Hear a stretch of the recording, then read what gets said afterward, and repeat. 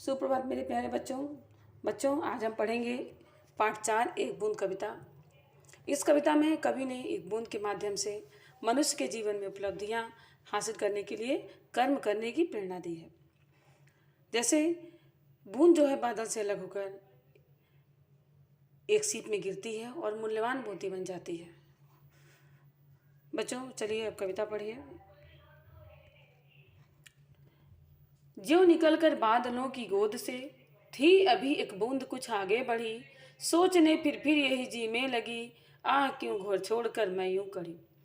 दैव मेरे भाग्य में क्या है बता, मैं बचूंगी या मिलूंगी धूल में, या जलूंगी गिर अंगारे पर किसी, चू पड़ूंगी या कमल के फूल में। बह गई उस काल एक ऐसी हवा, वह समुंदर की ओर आई अनमनी, एक सुंदर सीप का मुंह था खुला, वह उसी में जा पड़ी मोती बनी।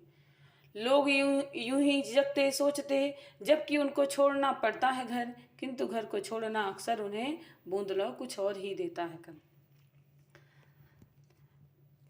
जो निकलकर बादलों की गोद से थी अभी बूंद कुछ आगे बढ़ी, सोचने फिर यही जी में लगी, आह क्यों घर छोड़कर मैं यूं करी। बूंद जब बारिश होती है और बूंद जब बादलों की गोद से निकल करके ज़मीन की तरफ बढ़ती है, वह जैसे कुछ आगे बढ़ती है सोचने लगती है कि आह मैं अपना घर छोड़कर क्यों निकली।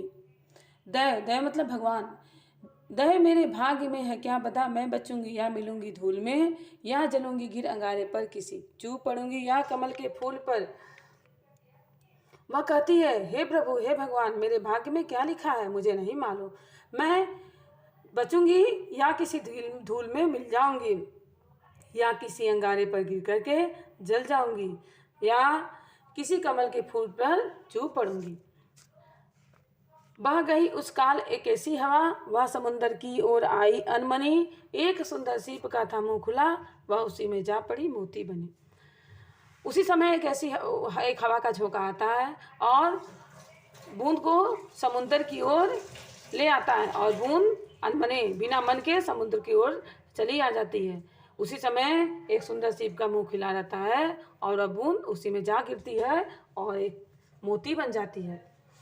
लोग यूं ही है झिझकते सोचते, जबकि उनको छोड़ना पड़ता है घर, किंतु घर को छोड़ अक्सर उन्हें बूंद लो कुछ और ही देता है घर। इसी तरह जो मनुष्य है वे घर छोड़ते वक्त सोचते हैं, घर नहीं छोड़ना चाहते, झिझकते हैं, सोचते हैं, और वे क्या करते हैं अक्सर उन्हें घर छोड़ना पड़ता है।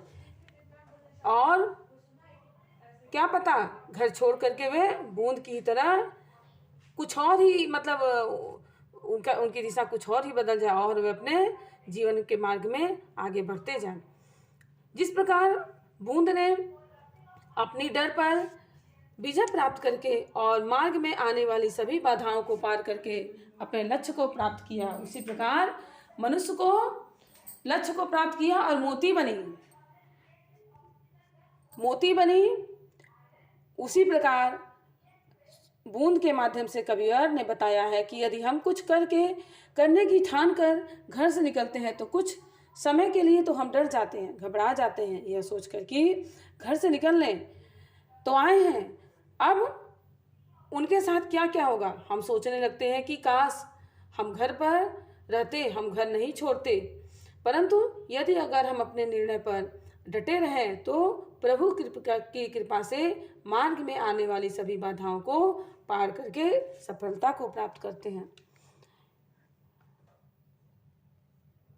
बच्चों आप इस कविता को पढ़ेंगे और 8 लाइन जो है आप एक कॉपी में, हिंदी की कॉपी में लिखेंगे और एक पिक्चर बनाएंगे, तस्वीर बूंद के बनाएंगे।